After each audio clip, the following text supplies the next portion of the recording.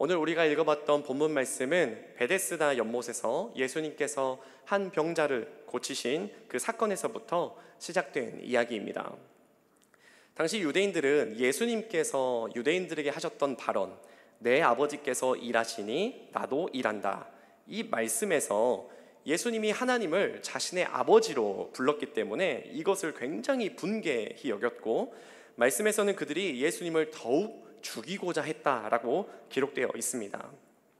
당시 유대인들은 예수님의 이 발언이 신성모독이라고 생각을 했던 것 같습니다. 이것은 용서받을 수 없는 중죄였기 때문에 예수님을 죽이고자 했던 것입니다. 그런데 예수님께서는 이러한 유대인들의 태도, 이들의 어떤 모습과 상관없이 하나님 아버지와 그의 아들 예수님의 관계가 어떠한 것인지에 대해서 더욱 자세히 설명하시면서 예수님께서 하시는 모든 사역이 바로 하나님으로부터 온 것이다 라는 말씀을 그들에게 전하고 계십니다.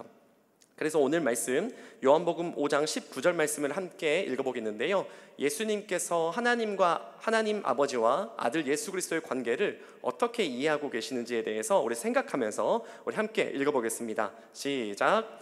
그러므로 예수께서 그들에게 이르시되 내가 진실로 진실로 너희에게 이르노니 아들이 아버지께서 하시는 일을 보지 않고는 아무것도 스스로 할 수 없나니 아버지께서 행하시는 그것을 아들도 그와 같이 행하느니라. 아멘.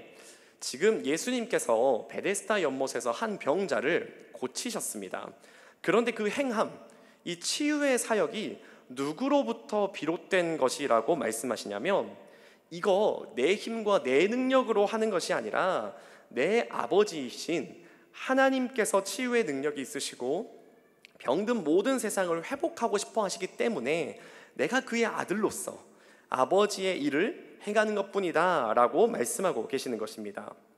심지어 예수님께서는 어떤 말씀까지 하시냐면, 아버지께서 무슨 일을 하시는지 내가 보지 못했다면 나는 아무것도 스스로 할 수 없다 라고까지 말씀을 하고 계십니다. 지금 예수님께서 하시는 이 말씀의 핵심이 뭐냐면, 병자를 고친 이 치유 사역, 이걸 너희들이 보고도 왜 믿지 못하느냐는 겁니다. 세상을 치유할 능력, 이 선한 능력은 오직 하나님으로부터 나는 것인데 내가 하나님의 그 일을 아들로서 보았기 때문에 이러한 치유 사역을 할 수 있는 것이다, 내가 바로 하나님의 아들이다 라고 말씀하고 계시는 것입니다.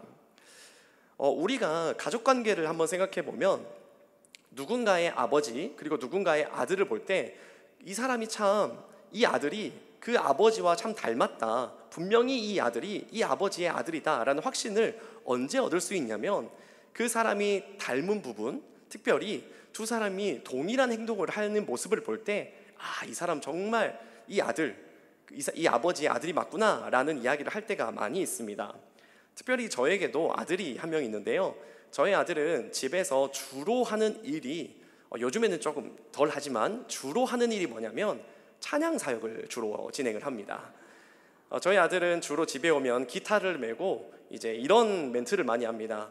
주님을 찬양하라, 주여, 뭐 이런 것들을 주로 합니다. 제 아들이 왜 저희 가정에서 이런 찬양 사역을 하는 걸까요?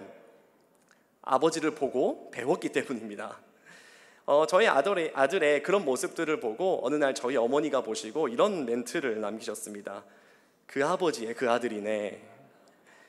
우리가 아버지의 행함을 보고 따라하는 그 아들의 모습을 보면서 이 아들이 정말 이 아버지의 아들이 맞구나 라는 이 생각들을 하게 됩니다. 예수님께서 하나님의 아들이시다 라고 믿을 수 있는 확실한 증거가 바로 이러한 것들에 나타나 있습니다. 예수님께서 이 땅에 오셔서 치유 사역을 하셨고 구원 사역을 하셨습니다. 그런데 이러한 선한 일들은 오직 누구에게만 속한 것일까요? 바로 하나님 아버지에게만 속해 있습니다. 그 일을 예수님께서 행하시고 완전히 이루셨음을 우리가 잊고 듣고 믿었기 때문에 예수님이 정말 하나님의 아들이시구나 라는 확실한 증거를 이러한 예수님의 사역을 통해서 얻게 되는 것입니다. 정리하면 예수님은 베데스다 연못에서 병자를 고친 이 치유 사역을 통해서 이 일이 하나님께 속해 있는 사역이고, 아들로서 나는 이 일을 보았기 때문에 치유 사역을 동일하게 할 수 있다. 이것이 바로 내가 하나님의 아들이라는 증거다라고 말씀하고 계시는 것입니다. 이어서 이제 예수님께서는 이 땅에서 치유 사역을 넘어선 무언가 더 큰 사역을 하시겠다라고 또 그것에 대해서 구체적으로 설명을 하고 계시는데요. 우리 요한복음 5장 20절 말씀 함께 읽어보겠습니다. 20절입니다. 시작. 아버지께서 아들을 사랑하사 자기가 행하시는 것을 다 아들에게 보이시고 또 그보다 더 큰 일을 보이사 너희로 놀랍게 여기게 하시리라. 아멘. 예수님은 하나님께서 자신을 너무 사랑하셔서 하나님이 행하시는 모든 것을 다 보이셨다라고 말씀하십니다. 그러니까 단순히 이 치유 사역을 넘어서서 하나님이 이 땅에서 하고 싶어 하셨던 그 모든 사역, 특별히 이 땅이 예수 그리스도를 통해 이루고자 하시는 그 구원 사역의 모든 것을 다 보셨고 이제 이 치유 사역보다 더 큰 일을 보이셔서 사람들로 하여금 놀랍게 하시겠다라고 말씀하고 계시는 것입니다. 그러면 이 베데스다 연못에서 하셨던 이 치유 사역보다 더 큰 일, 더 큰 사역은 무엇일까요? 예수님께서 이제 다음 말씀에서 크게 두 가지로 설명을 하시는데요. 첫 번째 사역은 이렇게 말씀을 하십니다. 우리 21절 말씀 우리 또 함께 읽어보겠습니다. 시작. 아버지께서 죽은 자들을 일으켜 살리심같이 아들도 자기가 원하는 자들을 살리느니라. 아멘.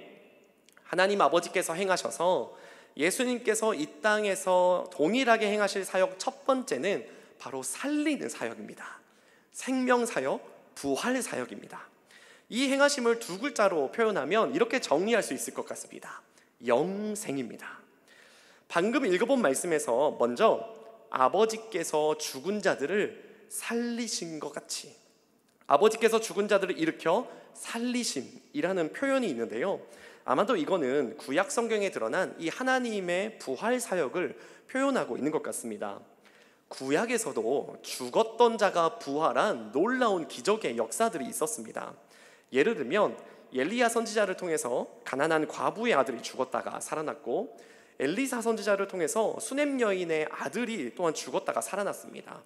이처럼 구약에서도 하나님은 죽은 자를 다시 살리시는 이 생명 사역을 하셨습니다. 이처럼 아버지이신 하나님께서 하셨던 것처럼 예수님도 죽은 자들을 살리는 이 생명의 사역, 부활 사역, 영생을 위한 일을 행하신다는 것입니다. 이제 두 번째로 예수님께서 하실 일에 대해서 이렇게 또한 설명을 하고 계십니다. 우리 22절 말씀 또 함께 읽어보겠습니다. 시작. 아버지께서 아무도 심판하지 아니하시고 심판을 다 아들에게 맡기셨으니. 아멘. 우리는 보통 예수님께서 이 땅에 하신 일에 대해서는 구원사역, 이 생명사역, 우리에게 영생을 주신 이 부활 사건을 주로 떠올리게 됩니다. 그런데 오늘 말씀에서 예수님께서 행하실 이 큰 사역에 대해서 두 번째로 어떤 일을 언급하시냐면 심판을 이야기하십니다. 예수님께서 오셔서 행하실 일들 중에서 이 영생사역, 생명사역은 우리에게 주시는 너무나 복된 사건입니다. 그런데 동시에 예수님의 사역은 저주를 내리는 이 놀라운 사역이 하나 있는데, 하나님을 떠난 이 원수된 자들을 향해서 행하실 영원한 심판 사역입니다. 그러니까 하나님은 사랑이시기 때문에 우리에게 영생을 주시기를 원하셔서 예수 그리스도를 통해 이 일을 이루실 것입니다. 그런데 동시에 하나님은 공의의 하나님이셔서 예수 그리스도를 통해 이 심판 사역을 통해 악인을 또한 벌하신다는 것입니다. 정리하면 예수님의 사역은 하나님의 행하심을 보고 하시는 것인데, 하나님의 사랑의 사역, 바로 영생을 우리에게 주시는 사역이 한 가지가 있고, 하나님의 공의의 사역, 바로 심판을 함께 하신다는 것입니다. 예수님을 통해서 이 사랑과 공의가 동시에 이루어질 것임을 사실 구약에서도 계속해서 자세히 예언하고 있었습니다. 특별히 다니엘서 말씀을 보면 이 하나님께서 보내실 사자를 통해서 많은 사람들이 영생을 받는다라고 예언되어 있는데, 동시에 많은 사람들이 심판을 통해 수치를 당할 일들이 일어날 것이라고 예언을 하고 있습니다. 우리 다니엘 12장 1절과 2절 말씀 우리 함께 읽어보겠습니다. 시작. 그때에 내 민족을 호위하는 큰 군주 미가엘이 일어날 것이요 또 환난이 있으리니 이는 개국 이래로 그때까지 없던 환난일 것이며 그때에 내 백성 중 책에 기록된 모든 자가 구원을 받을 것이라. 땅의 티끌 가운데에서 자는 자 중에서 많은 사람이 깨어나 영생을 받는 자도 있겠고 수치를 당하여서 영원히 부끄러움을 당할 자도 있을 것이며. 아멘. 오늘 이 말씀 가운데 예언된 것들을 보면 그 예수님께서 다시 오시는 날 두 가지의 일이 동시에 일어난다라는 것입니다. 첫 번째는 모든 자가 구원을 받는데 그 중에 어떤 사람은 영생을 받는다는 것입니다. 그런데 또 어떤 사람들은 심판을 통해서 수치를 얻게 된다는 것입니다.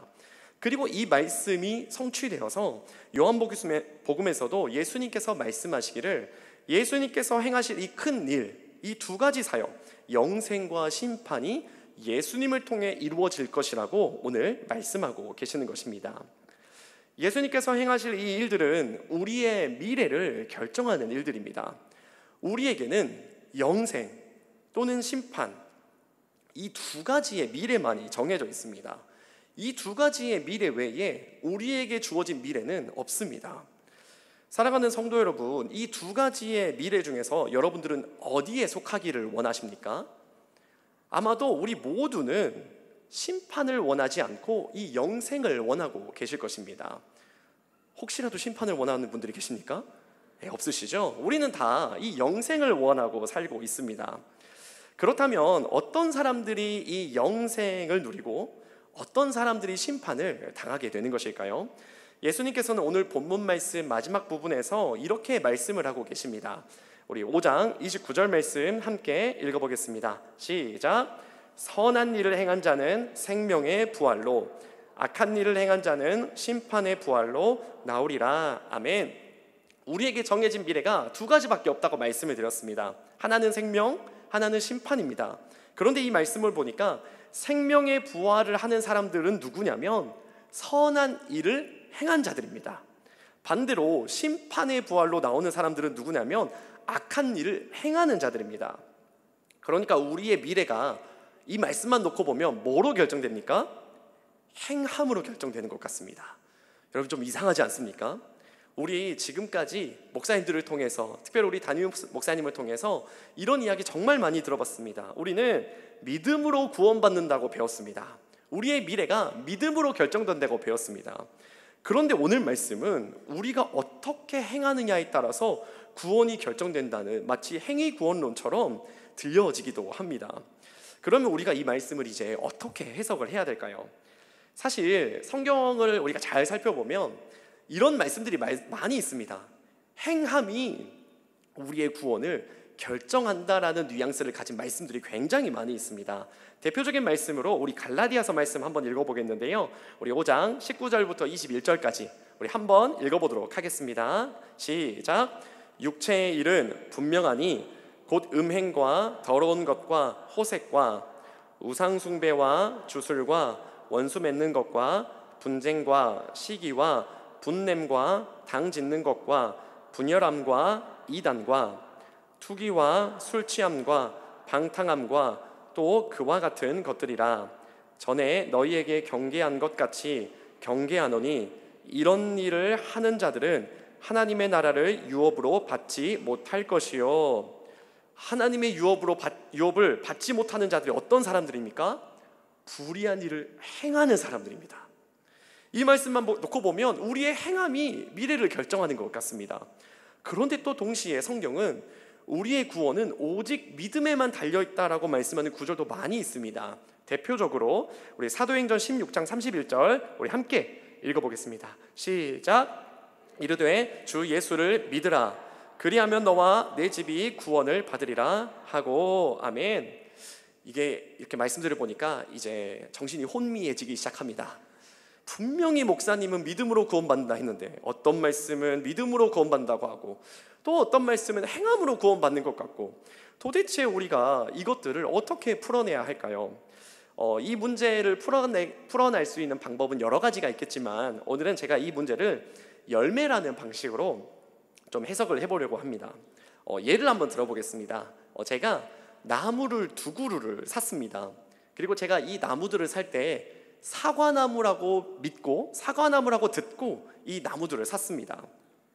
한 나무는 잎도 튼실하고 줄기도 튼실하고 엄청 보기에도 예뻐서 아주 맛있는 사과 열매를 맺을 거라고 기대를 하게 되었습니다. 그런데 또 하나는 뭐 좀 열매도 좀 잘 못 맺을 것 같고 그냥 사과나무처럼 생긴 나무여서 얘가 진짜 사과를 맺을 수 있을까? 라는 걱정을 안은 채 이 두 나무를 제가 샀습니다. 그렇게 제가 사랑으로 이 두 나무를 열심히 키웠고 이 두 나무가 드디어 열매를 맺기 시작했습니다. 이 열매를 과연 맺을 수 있을까라고 생각했던 이 사과나무에서는 놀랍게도 너무나 맛있는 사과가 열렸습니다. 그리고 제가 이제 깜짝 놀라게 되었습니다. 그리고 이렇게 아마 결론을 내렸을 것 같습니다. 비실비실해 보였지만 아주 맛있는 사과 열매를 맺은 거 보니 이 나무는 100% 무슨 나무다? 사과나무다. 제가 결정을 내렸습니다. 그리고 이제 또 기대함을 가지고 이 나무를 바라보았습니다. 너는 정말 맛있는 사과를 맺었을 것 같아 라고 하고 제가 봤더니 놀랍게도 게살구가 열려 있었습니다. 아니, 분명히 사과나무랑 똑같이 생겼고 제가 사과나무를 샀고 분명히 사과나무라고 제가 믿고 들었는데 놀랍게도 이 나무의 열매가 게살구인 겁니다. 제가 이제 고민을 했습니다. 이 나무의 정체는 무엇일까? 결론적으로 저는 이 나무를 무슨 나무라고 결정을 지었을까요? 게살구 나무입니다. 여러분, 우리가 나무를 보고 정말 사과나무처럼 두 나무가 생겼을지라도 열매가 다르면 우리는 이 나무의 존재에 대해서 무엇을 보고 결정할 수 있냐면 열매를 보고 결정할 수 있는 것입니다.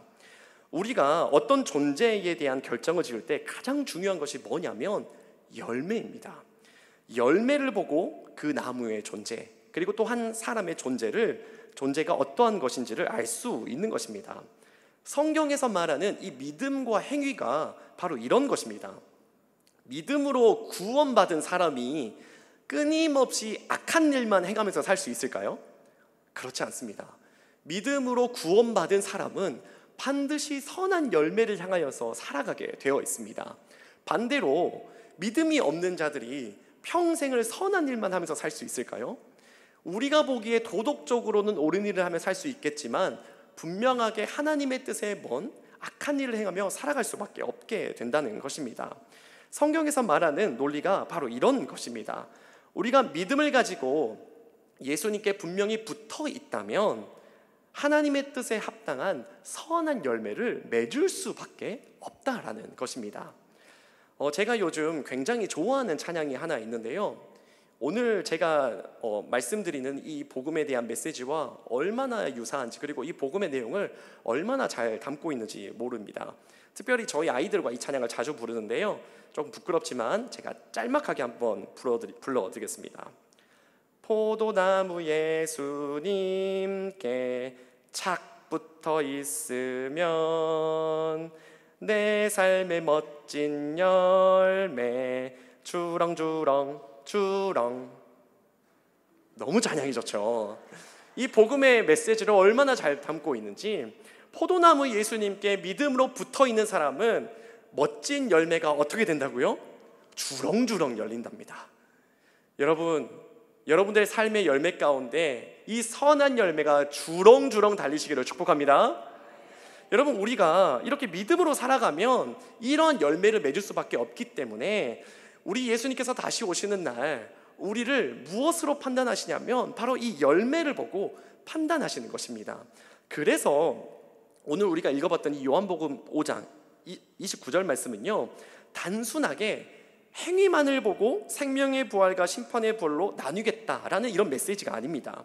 믿음으로 예수님을 영접한 사람들은 반드시 선한 일을 행한 자로 나아가기 때문에 그 열매를 보고 믿음이 있음을 알아 생명의 부활로 나아가게 된다라는 뜻을 가지고 있습니다. 우리 이러한 믿음의 고백으로 우리 다시 한 번 더 요한복음 5장 29절 함께 읽어보겠습니다. 시작. 선한 일을 행한 자는 생명의 부활로, 악한 일을 행한 자는 심판의 부활로 나오리라. 아멘. 사랑하는 성도 여러분, 우리가 모두 믿음으로 선한 일을 행한 자가 되어서 생명의 부활을 맛보실 수 있으시기를 축복합니다. 자, 그러면 이 말씀은 이제 우리가 시제들을 좀 살펴볼 텐데요, 방금 우리가 읽어본 이 말씀은 현재에 대한 이야기일까요? 미래에 대한 이야기일까요? 네, 미래에 대한 이야기입니다. 이 29절 바로 앞부분을 또 우리가 쭉 살펴보면 계속해서 미래의 시제를 사용해서 언젠가 그때가 올 것이다 라는 말씀을 계속해서 전해주고 있습니다. 우리의 믿음으로부터 기인한 이 열매를 통해서 우리가 생명의 부활을 얻게 되는 미래의 날이 온다라는 것입니다. 그런데 여러분, 이 과정을 한번 잘 생각해 보십시오. 이게 단순히 미래만을 놓고 하는 말씀이 아님을 알 수가 있습니다. 지금 현재 제게 믿음이 있습니다. 그런데 이 믿음은 과거에 예수님께서 십자가에서 모든 것을 이루시고 부활하셔서 그 일을 통해서 제가 지금 현재 믿음을 갖게 되었습니다. 과거 현재를 통해 제가 믿음을 갖게 된 것이죠. 그럼 제가 현재 믿음을 갖고 살아가게 되면 매일매일 저에게 주어지는 현재 속에서 끝까지 악한 열매를 향해 살아가게 될까요? 선한 열매를 향하여 살아가게 될까요?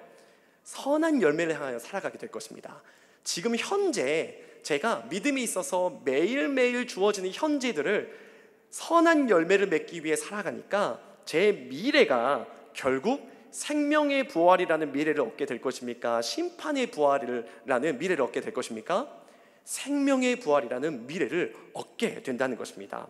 그러니까 오늘 말씀은 미래에 대한 이야기를 하고 있으면서도 동시에 무슨 이야기를 하냐면 너의 미래가 너의 과거, 그 십자가 사건, 그리고 지금 현재 나의 믿음으로부터 이미 결정되어진다라고 말씀하고 계시는 것입니다.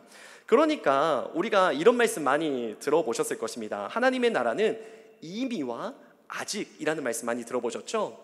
하나님의 나라는 아직 이루어지지 않았습니다. 그런데 지금 현재 나의 믿음에 따라서 이 미래가 결정되기 때문에 이미 그 하나님 나라가 이루어진 것이다라고 성경이 말하고 있는 것입니다.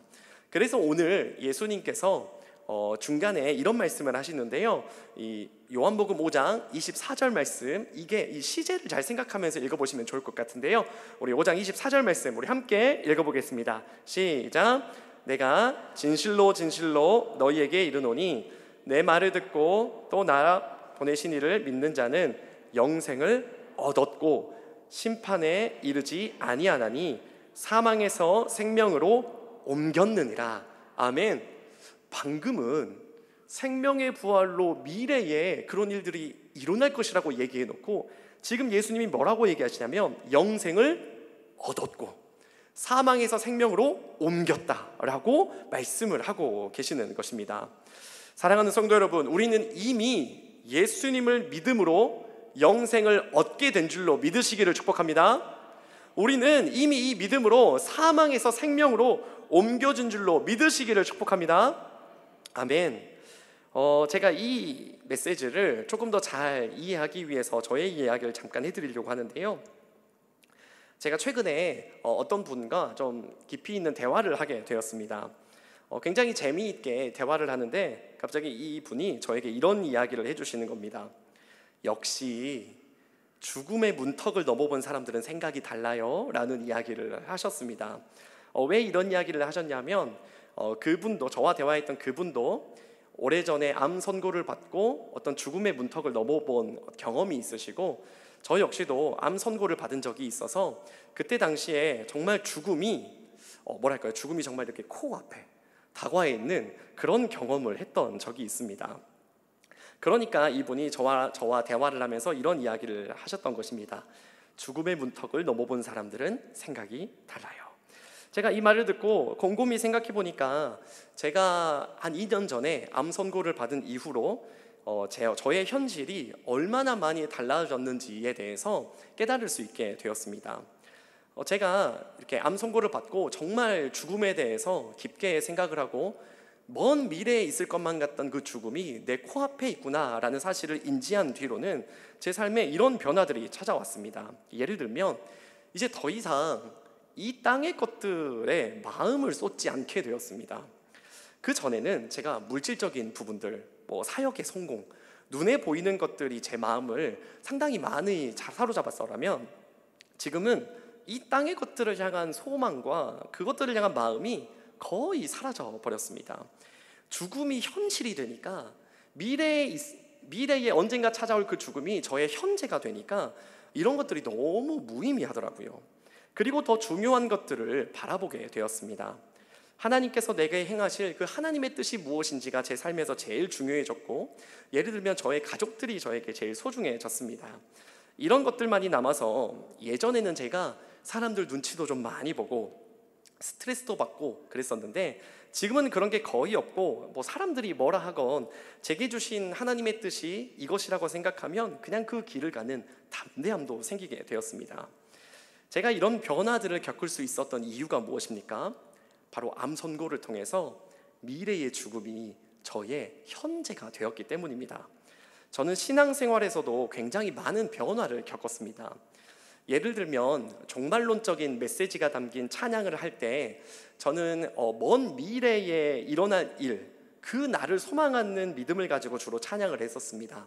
예를 들면 우리가 작년 한 해 동안 많이 불러봤던 찬양이죠. 비전이라는 찬양의 가사를 보면 이런 가사가 있습니다. 구원하심이 보좌에 앉으신 우리 하나님과 어린 양께 있도다. 이 찬양은 예수님께서 다시 오시는 날 우리 모든 성도들이, 우리 모든 교회가 예수님의 보좌 앞에서 이 찬양을 한다라는 그 요한계시록의 말씀을 가지고 만든 찬양입니다. 예전에는 제가 이 찬양을 부를 때 그래, 예수님이 언제 오실지 모르겠지만 먼 미래에 있을 그 날 정말 좋겠다, 정말 기쁘겠다, 그 날을 내가 소망한다 라는 마음으로 이 찬양을 주로 불렀었습니다.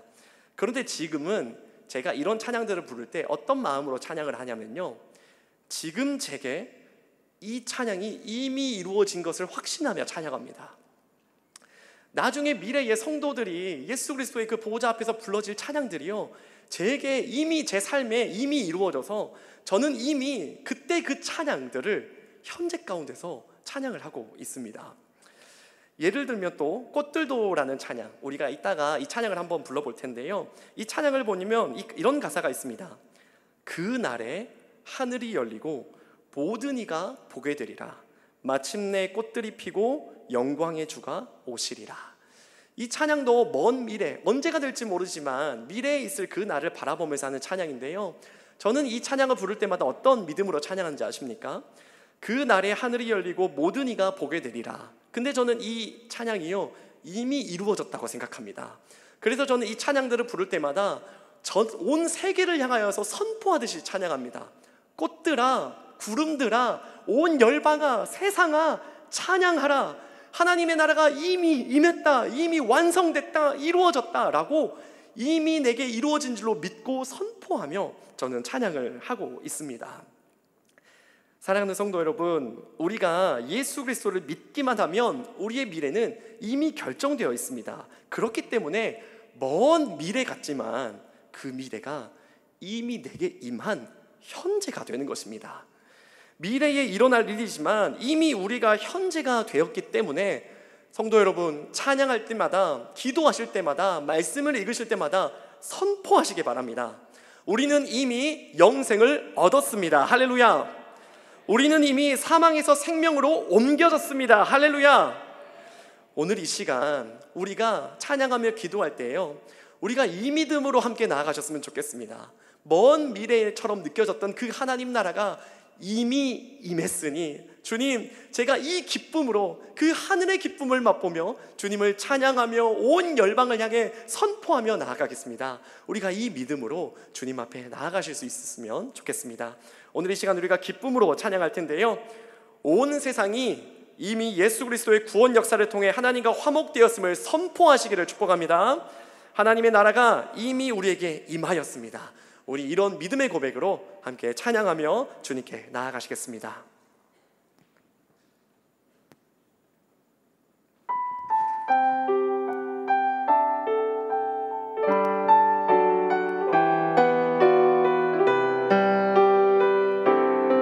우리 믿음으로 선포하며 찬양합니다. 이곳에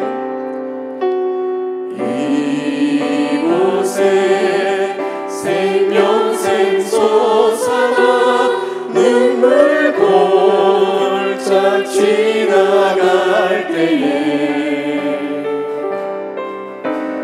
머자가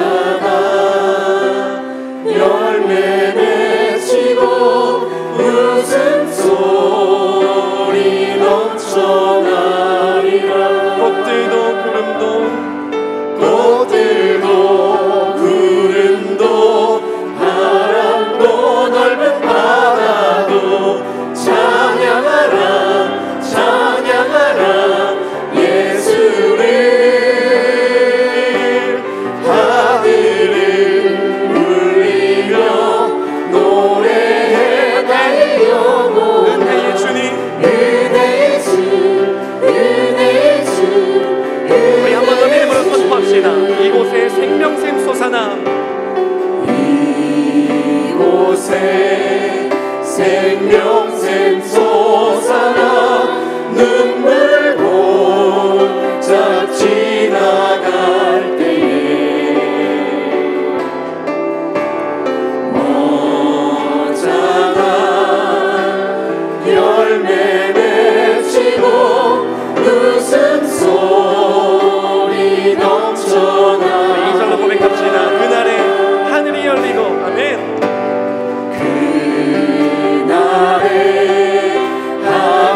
믿음으로 선포합시다.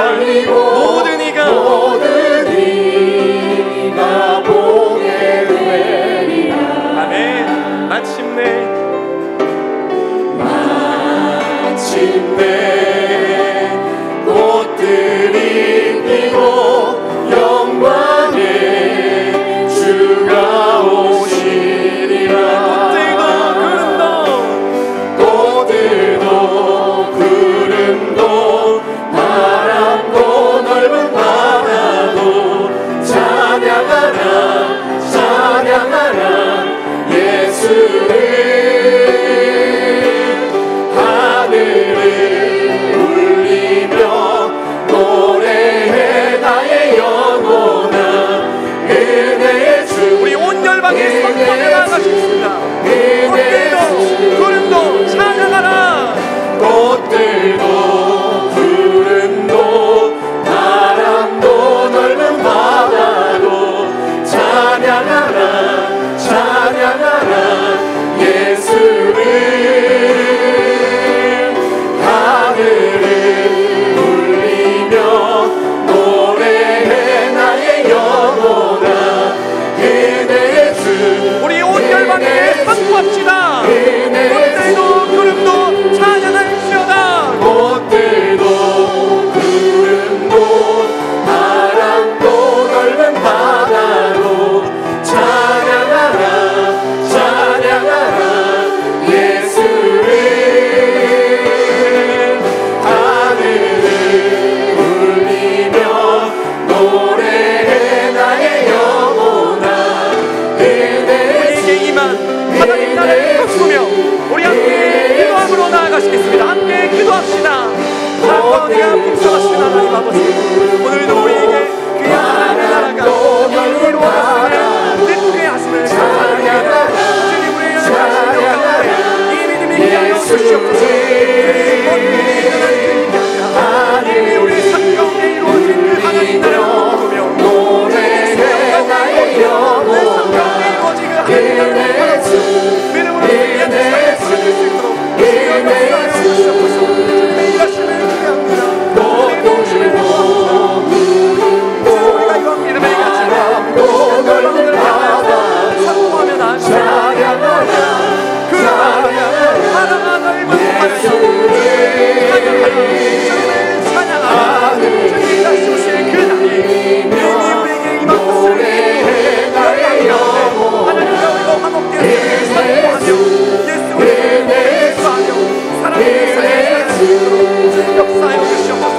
주님 또한 우리 삶 가운데 이 하늘의 기쁨이 회복되어지기를 소망합니다. 바람도 넓은 바다를 구합니다. 찬양하며 찬양하며 예수님을 갖길 수 없사오니 주 우리 가운데 믿음을 더하여 주시옵소서. 주 우리 가운데 믿음을 더하여 주시옵소서. 나의 영혼아 은혜의 주 은혜의 주 은혜의 주. 사랑과 은혜가 풍성하신 하나님 아버지, 주님 우리가 사망에서 생명으로 이미 옮겨졌음을 확신합니다. 주님 우리에게 이미 영생이 주어졌음을 확신합니다. 주님 우리가 이러한 믿음을 가지고 살아낼 수 있도록 주님 우리에게 힘과 능력을 더하여 주시옵소서. 주님 우리가 이 땅을 살아갈 때에 주님 이 믿음을 가지고 온 열방을 향하여서 담대하게 하나님의 복음을 증거하며 선포하며 나아가는 귀한 일꾼으로 살아낼 수 있도록 주님 우리 가운데 역사하여 주시옵소서. 주님 또한 우리가 이 땅을 살아가면서 수많은 고난과 고통 가운데 있을지라도 주님 주님께서 다시 오실 날 이루어질 그 하나님 나라가 이미 내 삶 가운데 이루어졌음을 확신하며 하늘의 기쁨을 맛보며 승리의 노래를 부르며 살아낼 수 있도록 주님 우리에게 믿음을 더하여 주시옵소서. 주님께서 오늘 이 시간 은혜를 주셔서 우리가 담대하게 이러한 믿음을 가지고 세상 속에서 승리하게 하실 줄로 믿습니다. 주님 우리를 붙들어 주시옵소서. 언제나 우리와 함께 하시며 우리 가운데 역사하시는 예수 그리스도의 이름으로 기도합니다. 아멘. 우리 주기도문 하시겠습니다.